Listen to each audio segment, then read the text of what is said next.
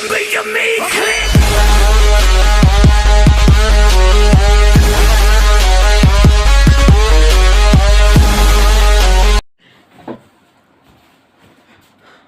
दोस्तों, नमस्कार। Best study group basic Deepu भाई तोमर के साथ अपन देखेंगे मध्य प्रदेश का प्राचीन इतिहास। मध्य प्रदेश का प्राचीन इतिहास। तो इसके पहले चैनल को लाइक करें, शेयर करें एंड सब्सक्राइब करें। अपन देखते हैं मध्य प्रदेश का प्राचीन इतिहास। अपन देखते हैं सबसे पहले मध्य प्रदेश में सबसे पुराने अवशेष। मध्य प्रदेश में सबसे पुराने अवशेष मध्य प्रदेश में सबसे पुराने अवशेष नर्मदा नदी के किनारे हथनोरा नामक स्थान से मिले। जो मध्य प्रदेश है, मध्य प्रदेश में सबसे पुराने अवशेष मध्य प्रदेश में सबसे पुराने अवशेष नर्मदा नदी के किनारे हथनोरा नामक स्थान से मिले। जो हथनोरा नामक स्थान है वो वर्तमान में सीहोर में स्थित है। वर्तमान में नहीं, मतलब ये पहले से ही सीहोर जिले में स्थित, सीहोर जिले का एक गांव है हथनोरा, जो नर्मदा नदी के किनारे स्थित है। तो वहां से क्या मिले अपने को? सबसे पुराने अवशेष। मध्य प्रदेश में सबसे पुराने अवशेष नर्मदा नदी के किनारे हथनोरा नामक स्थान से मिले हैं। इसमें मानव खोपड़ी मिली है। जो सबसे प्राचीन अवशेष मिले हैं उसमें अपने को क्या मिली है? मानव खोपड़ी। मानव खोपड़ी अपने को यहाँ पर प्राप्त हुई है। यह खोपड़ी 1982 में डॉक्टर सोनकिया के द्वारा खोजी गई। यहाँ खोपड़ी 1982 में डॉक्टर सोनकिया के द्वारा खोजी गई। इस खोपड़ी का नाम नर्मदा मानव या पुरुष कहा जाता है। इस खोपड़ी को नर्मदा मानव या पुरुष कहा जाता है। इस खोपड़ी को क्या कहा जाता है? नर्मदा मानव या पुरुष कहा जाता है। या इसका नाम क्या है? इस खोपड़ी का नाम क्या है? नर्मदा मानव या पुरुष कहा जाता है। इसके बाद सबसे प्राचीन अवशेष नर्मदा से ही मिले। जो प्राचीन अवशेष जो मिले अपने को वो कहाँ पर मिले हैं? नर्मदा से। तो इसलिए सबसे प्राचीन अवशेष नर्मदा से मिले हैं। इसके बाद मध्य प्रदेश को उत्तर भारत दक्षिण भारत की संस्कृति का, जैसे मध्य प्रदेश उत्तर भारत और दक्षिण भारत की संस्कृति का मिलन बिंदु है। जो मध्य प्रदेश है, अपना मध्य प्रदेश है, वो उत्तर भारत और ये दक्षिण भारत की संस्कृति का मिलन बिंदु है। ये उत्तर भारत, दक्षिण भारत, ये बीच में मध्य प्रदेश उत्तर भारत दक्षिण भारत की संस्कृति का मिलन है। इसके बाद भौगोलिक भिन्नता के कारण मध्य प्रदेश को लघु भारत कहते हैं। भौगोलिक भिन्नता के कारण मध्य प्रदेश को लघु भारत कहते हैं। इसके बाद होशंगाबाद के आदमगढ़ से शैलाश्रय मिले हैं। जो होशंगाबाद है उसके होशंगाबाद के आदमगढ़ से क्या प्राप्त हुए? शैलाश्रय मिले हैं। शैलाश्रय मिले मतलब शैलाश्रय को अपन समझते हैं, शैलाश्रय से तात्पर्य शैल प्लस आशय।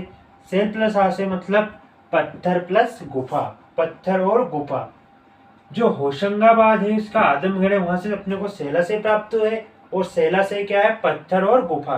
पत्थर और गुफा कहाँ पर है? शैलाश्रय से प्राप्त हुए। शैलाश्रय होशंगाबाद के आदमगढ़ में।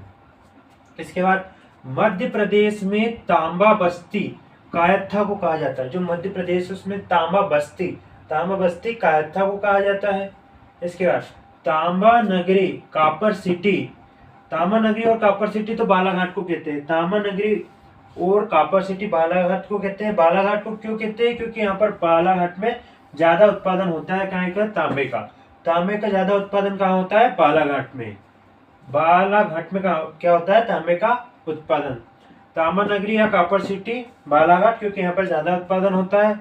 लेकिन मध्य प्रदेश में तांबा बस्ती कायत्था को कहा जाता है। यहाँ पर कंफ्यूजन होता है। इसी को अपने को दूर करना है कि मध्य प्रदेश में तांबा बस्ती कायत्था को कहा जाता है और तांबा नगरी और कापर सिटी बालाघाट को कहा जाता है, क्योंकि यहाँ पर ज्यादा उत्पादन होता है।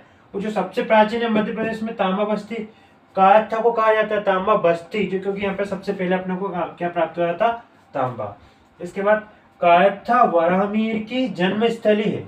कायत्था कायत्था वराहमिहिर की जन्मस्थली है, जो खगोल शास्त्रीय अंतरिक्ष है। कायत्था वराहमिहिर की जन्मस्थली है, जो खगोल शास्त्रीय अंतरिक्ष है। इसके बाद मध्य प्रदेश में तांबा प्लस पाषाण के अवशेष कायत्था में से मिले हैं। मध्य प्रदेश में तांबा और पाषाण के अवशेष कायत्था से मिले हैं। इसके बाद भारत में 16 महाजन जिसमें से मध्य प्रदेश में 2 जनपद थी। भारत में 16 महाजन जिसमें से मध्य प्रदेश में 2 जनपद थी। पहले का नाम है अवंतिका उज्जैन। उसके बाद चेदी बुंदेलखंड। जो चेदी है वो बुंदेलखंड में है और अवंतिका उज्जैन का प्राचीन नाम है। इसके बाद जब मौर्य वंश का शासक था, जब मौर्य वंश का शासनकाल चलता था, जब मौर्य वंश का शासक था तब अशोक उज्जैन का राज्यपाल था। जब मौर्य वंश का शासन काल चलता था तब अशोक उज्जैन का क्या था, राज्यपाल था। इसके बाद अशोक ने अपनी पत्नी कुमार देवी की याद में उज्जैन में वैश्य टेकरी का निर्माण करवाया। अशोक ने अपनी पत्नी कुमार देवी की याद में उज्जैन में वैश्य टेकरी का निर्माण करवाया था। इसके बाद अशोक का नाम अशोक, इस बात का पता, जो अशोक है उसका नाम अशोक, इस बात का पता दतिया से गुरजसा अभिलेख से मिला है। अशोक का नाम अशोक, इस बात का पता अपने को कहां से मिला है, दतिया से गुरजरा अभिलेख से मिला है। इसके बाद भारत में अभिलेख का जनक अशोक को कहा जाता है। भारत में अभिलेख का जनक अशोक को कहा जाता है। इसके बाद अशोक ने 84,000 स्तूप बनवाए थे। अशोक ने 84,000 स्तूप बनवाए थे, जिसमें से पहला स्तूप है सांची का स्तूप। अशोक ने 84,000 स्तूप बनवाए थे, इसमें से सबसे पहला है सांची का स्तूप है जो सबसे पहले बनवाया था। इसके बाद अशोक के द्वारा 7 स्तंभलेख 14 शिलालेख और 84,000 स्तूप बनवाए गए या लिखवाए गए थे। अशोक के द्वारा 7 स्तंभलेख 14 शिलालेख और 84,000 स्तूप बनवाए गए थे।